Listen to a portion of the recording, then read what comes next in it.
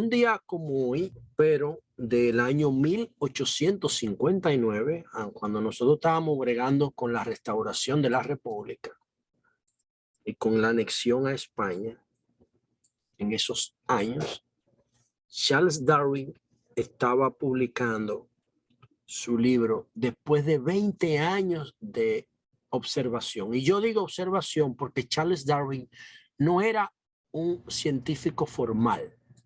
Charles Darwin era un Steve Jobs del siglo XIX. Un tipo que tenía una visión y un compromiso con, en el caso de Darwin, con la verdad científica, y sin ser un científico formal, porque estudió medicina, era geólogo, era entomólogo, estudiaba los insectos. Charles Darwin no tenía un título, aunque estaba vinculado a la Universidad de Cambridge. El papá quería que él fuera teólogo anglicano. A él no le gustaba eso. Quería que se formara en literatura para que fuera pastor anglicano. Y él lo que le gustaba era coleccionar escarabajos, observar insectos, estudiar geología. Y entonces en el año, en un barco sumamente famoso, HMS Beagle.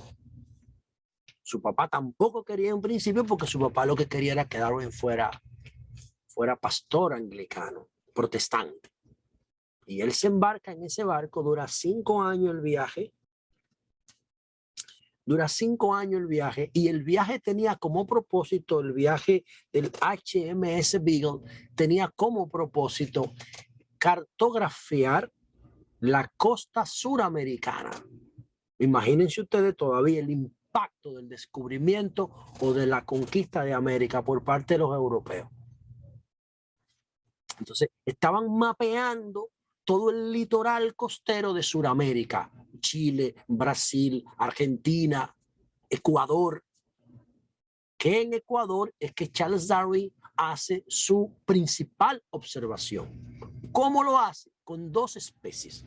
Los pinzones, que eran unas aves que ya estaban en Inglaterra. Y él veía que en Inglaterra los mismos pinzones eran diferentes a los pinzones de Galápagos y de otras islas que él había ido observando durante el viaje del HMS Beagle. Y entonces también los caparazones de la tortuga tenían diseño distinto. Entonces él decía, pero hay 2 dioses. Hay 2 diseñadores. Porque esto es lo mismo. Y Darwin ya tenía influencia de otros autores que estaban trabajando en qué concepto, en el concepto de selección natural. Porque recuerden ustedes que la obra se llama La selección natural de el origen de las especies. La selección natural y el origen de las especies, que dicho sea de paso, tenía un nombre mucho más complejo. El origen de las especies por medio de selección natural o la preservación de las razas favorecidas por la lucha por la vida. Y ese subtítulo o ese título complementario que le quitaron a ese libro, nunca debieron habérselo quitado. Porque ese título complementario de la raza favorecida en la lucha por la vida o por la sobrevivencia pudo haber evitado todo estos líos disparatosos que hay en Estados Unidos, raciales, o el lío que nosotros tenemos con los haitianos por su raza negra. Y no solamente por el color de su piel, sino por su cultura. ¿Por qué? ¿Y qué es lo que plantea el concepto de Darwin en la raza favorecida en la lucha por la vida? Señores, ustedes saben por qué nosotros tenemos un color de piel determinado, o por qué tenemos un tipo de cabello determinado, o por qué tenemos un tipo de ojo determinado, o de nariz, o de oreja, por el entorno. Entonces, cuando nosotros empezamos a evolucionar, porque partimos de que aceptamos la teoría evolutiva de Darwin, nosotros somos de la familia de los primates. Somos una especie de los primates. Y entonces nosotros hace 2.3 millones de años nos volvimos bípedos. Y dejamos de utilizar las patas delanteras y las convertimos en manos y orientamos nuestra pata trasera hacia adelante. En vez de estar así paralela, la orientamos verticalmente hacia adelante. En vez de estar horizontales, hacia adelante. Y todo se reorganizó en nuestro organismo, en nuestra osamenta, en nuestra estructura ósea para el bipedismo. Y a partir de ahí ya nosotros somos humanos, no somos monos. Somos humanos, pero de la misma familia. Eso es lo que dice Darwin.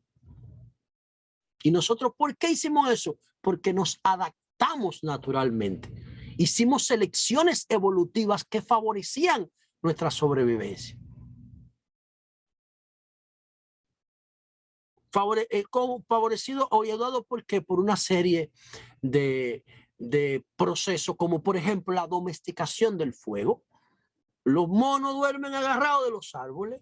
Bueno, cuando nosotros domesticamos el fuego, nosotros podíamos dormir sin tener pendiente el agarre de las manos, porque nosotros el fuego nos cuidaban, porque las especies le tenían miedo al fuego. Y esas manos libres las utilizábamos para desarrollar herramientas y para modificar el medio ambiente. Y así es que nosotros fuimos haciendo selecciones. Ahora, los grupos humanos que se quedaron en la sabana africana no tenían necesidad de vivir luchando contra el medio ambiente permanentemente, porque era un medio ambiente estable de consumo, con un clima templado permanente, cálido. Lo que ellos tenían que hacer era desarrollar, adoptar selecciones naturales para que lo protegieran del clima, del sol, que era extremo. Y por eso ellos tienen los cabellos enroscados. Ah, pues la cultura chatarra le dice a eso cabello malo. Entonces los que se fueron al norte, que el pelo les creció, ¿para qué? Para protegerlo del frío. Ese cabello bueno. Bueno, es verdad, porque la cultura que se impuso fue la que se fue al norte. La que se fue al norte tenían que emplear más su cerebro para resolver conflictos, para calcular situaciones de sobrevivencia. Los que estaban en la sabana no. Los que estaban en la sabana lo que tenían era que desarrollar su físico para subir al árbol, para caerle atrás a una presa, para huir de una presa, para que no lo mate, para luchar en lanza contra los demás enemigos del entorno. Entonces ellos desarrollaron alta capacidad física, atlética de su cuerpo, porque vivían permanentemente ejercitándose en la sabana. Por eso los negros son más fuertes que los blancos. Pero los blancos desarrollaron más la solución de conflictos y por eso los blancos dominan la economía y ganan más premios Nobel y forman las escuelas y administran los negocios. Les pongo el caso de la NBA. ¿Cuántos dueños de equipo de NBA de raza negra hay? Uno solo. Michael Jordan. Michael Jordan, que es dueño de los Charlotte Hornets. Pero después todos los dueños de equipo son blancos. O busquen la MLB para que ustedes vean. Pero ¿quiénes hacen el deporte? ¿Quiénes son las superestrellas del deporte? Los negros. ¿Por qué? Porque los negros desarrollaron por cuestiones de sobrevivencia. No tiene que ser con que eso no tiene que ver con que uno es mejor y uno es peor. Simplemente por selección natural, como dice Darwin. Y por eso para mí, en el día de hoy, lo que estamos haciendo, el mundo, por eso ha sido una tendencia permanente, es que se está celebrando el 162 aniversario de la publicación de esta obra después de 20 años de observación de Darwin.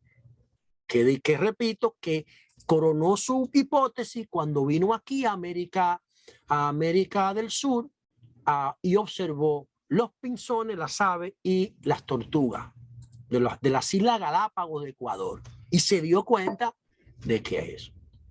Pero oigan esto, lo que les voy a decir. Antes de conectar con el tema educativo dominicano. Si nosotros hubiésemos asumido, si los latinoamericanos hubiésemos asumido las ideas de Darwin como las asumió Europa, porque Darwin fue reconocido por Inglaterra, su país, y por toda Europa. Le digo sin ser un médico formal, sin ser un investigador formal, recibió todo el respeto y toda la teoría debería decírsele. Eso es una historia, eso es un relato bíblico religioso. Eso no merece el nombre, la categoría de teoría. ¿Por qué? Porque no se sostiene. Entonces, esas ideas no es que sean malas, es que eran relativas. Existían en la Edad Media y en la Edad Antigua porque no había tecnología para explicar la verdad ni para encontrarla. Entonces, después que la ciencia, a través del método científico, demuestra que un concepto estaba mal construido, ese concepto respetuosamente tiene que ir desapareciendo. Por ejemplo, la Biblia decía en el Génesis que Dios hizo la tierra y al ver que todo estaba en tiniebla creó la luz. Eso se llama teoría geocéntrica. No debe llamarse teoría geocéntrica porque no hay ningún soporte científico que fundamente eso. Porque es al revés.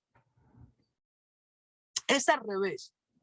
Los planetas son polvo de estrella atrapado alrededor del Sol. Que con la rotación, el movimiento constante, millones de años se va acumulando en la órbita. Entonces, esa es la teoría heliocéntrica. Eso sí es una teoría, ¿ve? Porque eso tiene fundamento. Entonces, si después que se demostró que es así, ya no tiene sentido que en las escuelas se siga hablando de eso. Porque eso es mentira.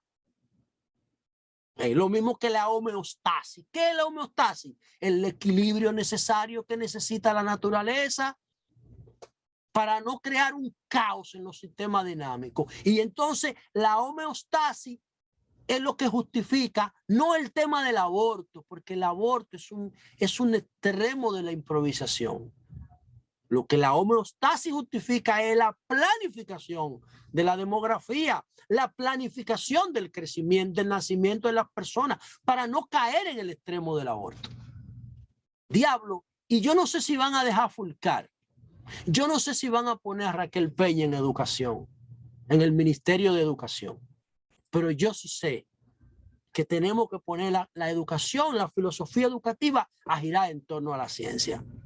Señores, nosotros, República Dominicana, el presupuesto educativo, déjame ver el presupuesto educativo 2021, tiene que estar bordeando los 200.000 millones de pesos. El presupuesto educativo dominicano es más grande que el presupuesto general de Haití. Oigan lo que yo estoy diciendo, ¿eh?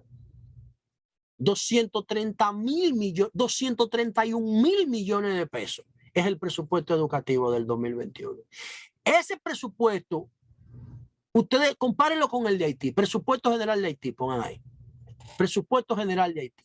El presupuesto dominicano de educación solamente es más grande que todo el presupuesto haitiano. O sea, el problema de la educación dominicana no es el dinero, no es el dinero, es la calidad de la educación. Es la calidad de la educación. Entonces, la calidad de la educación pasa por redefinir su filosofía.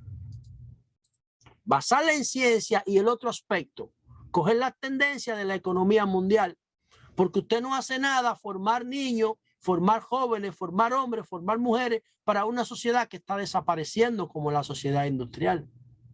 No, hay que formarlo para la sociedad que viene, hay que formarlo para la sociedad paperless, una sociedad digital sin papeles, hay que formarlo para la sociedad automatizada, hay que formarlo para la sociedad web, hay que formarlo para las monedas cripto, para las monedas digitales, hay que formarlo para los NFT, el arte virtual, hay que formarlo para la realidad aumentada, hay que formarlo para la realidad virtual. Hay que formarlo para la economía colaborativa, para la uberización, porque eso es lo que viene. Pero además hay que formarlo para la inteligencia emocional, para la solución efectiva de conflictos, para que aprendan comercio desde pequeño, electrónico. porque ya todo lo demás la informática lo revisó. La matemática, yo entiendo que debemos mantener la matemática como una materia permanente, pero ya la informática resolvió el tema de la matemática manual. Hay que buscar una forma más creativa de enseñar la matemática, porque no tiene sentido que tú aprendas derivada. Resolvió la informática con la calculadora. Imagínense, ya eso, no, eso simplemente es para el que se dedique a la matemática, que es una persona especial dentro de la sociedad. Pero esos problemas están resueltos. Es muy difícil que tú tienes que saber cálculo, pero es muy difícil que tú veas, que tú uses el cálculo analítico manual en tu vida diaria, porque ya eso lo resolvió la informática. Hay que explicarte por qué la matemática es importante y cómo sacarle provecho, salvo que tú estudies ya a nivel superior ingeniería o una de esas áreas que la necesitas. Pero hay que darte inteligencia emocional, comercio, finanzas, medio ambiente, todo ese tipo de cosas, porque esas son las herramientas que tú vas a necesitar. Pero no me enseñen a mí cuánto mide el canal de Panamá, porque eso yo lo busco en Google. Eso yo lo busco en Google, yo no tengo que tener esa cabeza ahí. Yo lo que tengo que saber cuál es el impacto del canal de Panamá, uniendo dos continentes a través del Istmo. Eso sí yo lo tengo que saber. No me sigan enseñando cosas que no me van a servir para nada. Y por eso es que un dembocero de Cristo Rey o de Lomina, utilizando la tecnología y poniéndole humor y creatividad, es más exitoso que 1 millón de estudiantes que salen de las aulas y terminan taseando o siendo ascensoristas en una institución pública. No sé si se va a quedar Fulcal, no sé si van a poner a la vicepresidenta Raquel Peña a coordinar la educación. Si no cambia la filosofía educativa, hoy, a propósito del 162 aniversario de la publicación del libro El origen de las especies, si no basamos la educación en ciencia y en las tendencias del siglo XXI, estamos fritos como sociedad y nunca vamos a alcanzar el desarrollo.